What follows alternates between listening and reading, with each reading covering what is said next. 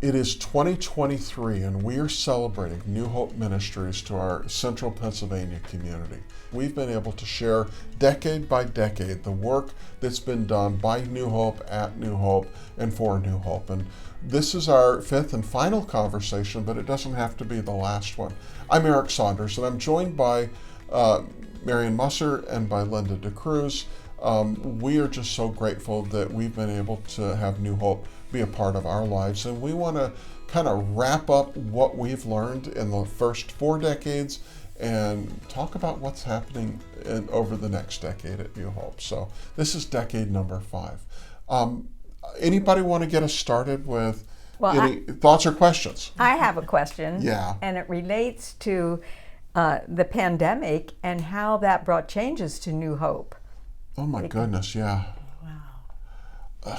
It affected your work pretty profoundly, Linda. Would you talk a little bit about that? Yes, I'd be glad to. I had the privilege of working from home during this time because my daughter has lupus and I didn't want to take a chance with her life and her health. So my job was, they brought my whole work, my phone, my computer, everything down to my house. So I was working out of my office with New Hope Ministries equipment. So I got the privilege of calling people and asking them if they needed help with their rent, if their landlord had given them a late notice or something like that.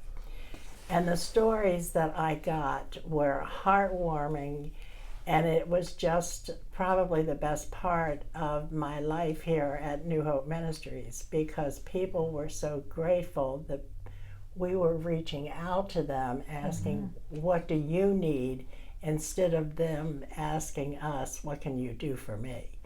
So it was a time when people were scared, they were sick, some of them were sick, and to be able to say, we're here to help you, without them calling and saying, you help me.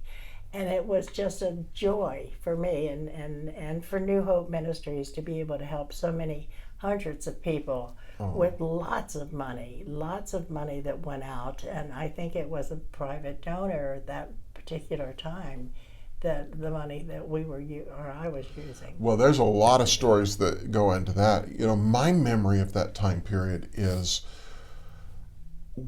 it was like flipping a switch. Remember 2 weeks to slow the spread? You know, that we were only going to be closed 2 weeks, and we just said there are families who depend upon our organization for their livelihood and for their daily food. And if we shut down, then there won't be any food for them. Remember, this grocery store shelves were already empty. There was no food, there was no toilet paper, and there was a panic that was going on. But over the last decade, God gave us the ability to build warehouses and walk-in fridges and freezers. And we had just come off a period, what they called trade mitigation, where China wasn't buying our agricultural products, and so they were being given to local food pantries, and we had the biggest stockpile of food we had ever had in 2020, and we literally existed for 3 months without any food coming in through the door. With the exception of when the schools shut down and the restaurants shut down, they gave us all their perishable food and we were able to give it out. You know, it was massive. But we lost 75% of our volunteers for good reason, because of health, concerns. And but we had teachers who were able-bodied and said, well, I can't teach, so I'm going to come, and I'm going to volunteer at New Hope. And we had plumbing firms that said, I'm going to pay my drivers to come and deliver food for you.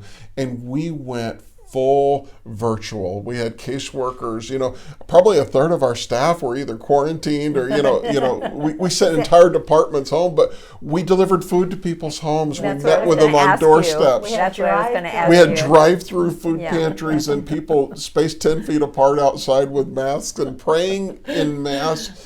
And there was even though it was scary, there was an excitement and a challenge to say that we will be faithful and we will serve our community to the best of our ability. And we said our job programs may have come to a crashing halt, but we did our food pantry in an amazing way, and we helped with housing needs like we had never done before, and help, because we just kept thinking, okay, people don't have to pay their rent, but what's going to happen at the end of that time period when they've fallen so far behind rent? And we just encourage people, take advantage of all the benefits that you're entitled to, so that you can stay current. And if you can do it, get caught up on your education, build your job skills. We did Zoom, calls teaching budget classes, and we sat outside, in the winter with masks on doing casework, and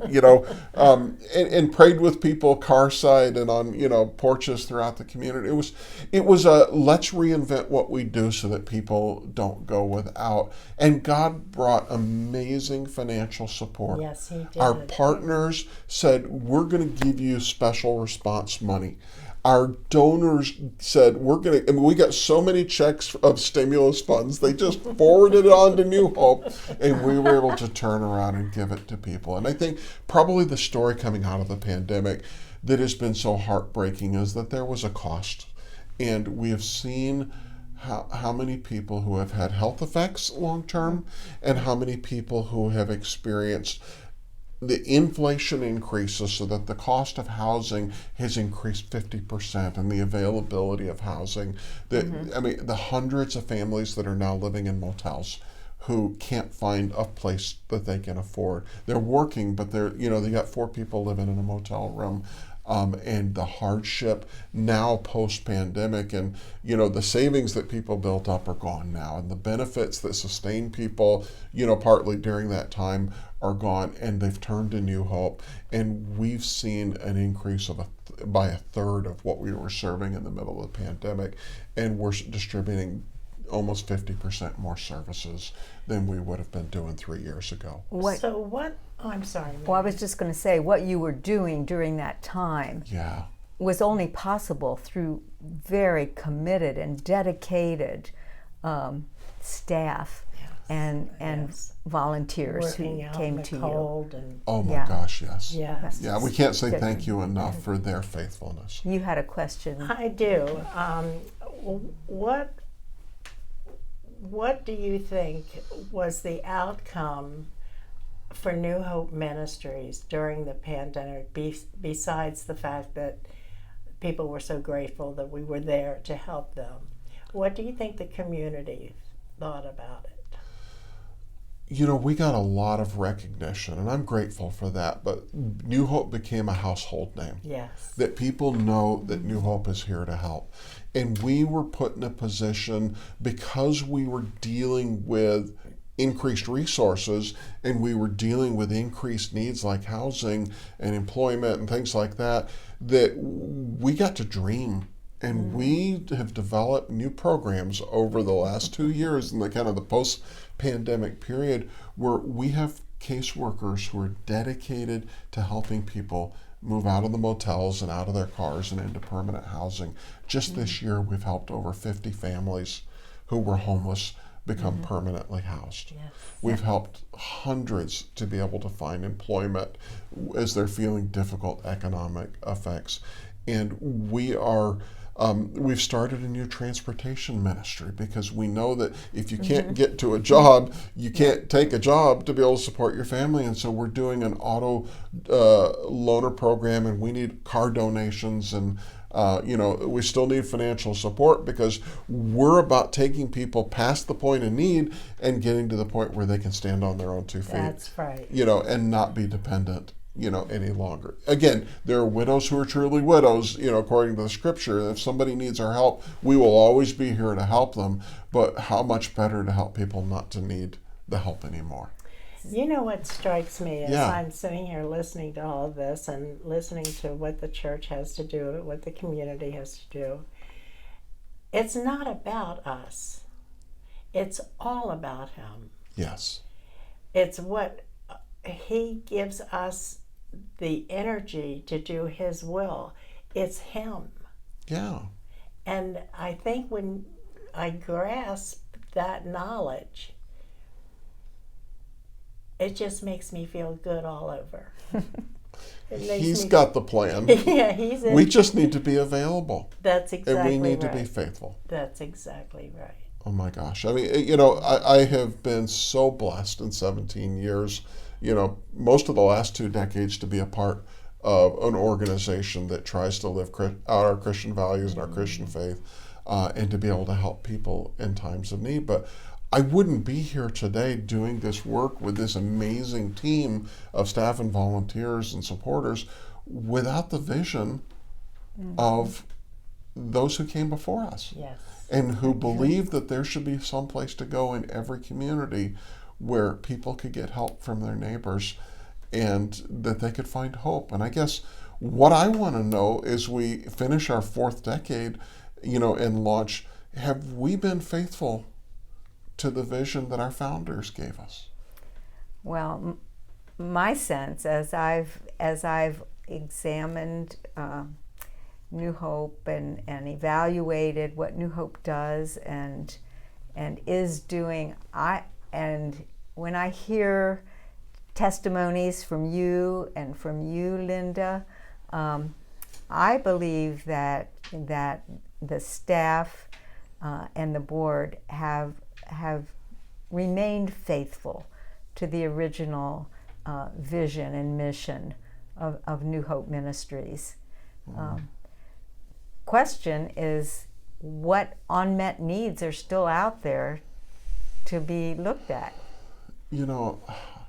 I had a supporter come to me last year and asked that very question, and I said, we are helping people find housing, but we're not supporting them to keep that housing. And the problem is that we just don't stretch far enough, and a special gift was given to allow us to create those casework positions. So continuing to grow the housing ministry, because affordable housing is one of the biggest barriers to economic stability that we have. It's not a new need, but the spiritual poverty that people face is incredibly important, and being able to communicate God's love and relevance to people's lives is an ongoing challenge. I can give you food, I can help you pay your bills, I can give you, encouragement, but if I don't connect you with true hope, I'm depriving you of the most important resource that you need, and that's faith. So I think that's a major need, and there's populations right now that we see especially burdened with poverty. Immigrants, we call them newcomers now. Folks who are from other countries and other places who are struggling to make a start in this country, and who have experienced incredible hardship. And, in the scripture, we're called to care for the sojourner. We're called to love, the aliens, amongst us. And we have been able to work with so many immigrants to our community and see what a profound opportunity is to be able to communicate God's love and hope.